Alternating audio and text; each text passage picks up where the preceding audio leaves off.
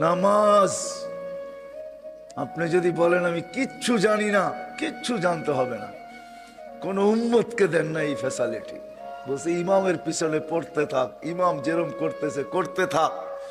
ওলামাদেরকে জিজ্ঞাসা করেন আপনি কিচ্ছু জানেন না, শুধু দাঁড়ায় থাকবেন, যতক্ষণ দাঁড়ায় থাকতে অতক্ষণ দাঁড়ায় থেকে রুকু সেজদা করবেন আর চেষ্টা করতে থাকেন শিখার।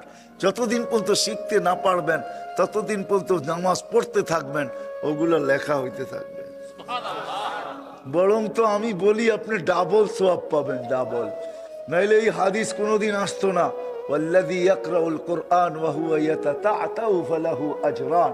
যে কোরআন ঠেকা ঠেকা পড়ে, পড়তে পারে না কিন্তু চেষ্টা কইরা কইরা পড়তে চাইতেছে, আল্লাহ রসুল বলে তাকে ডাবল সওয়াব দেওয়া হবে।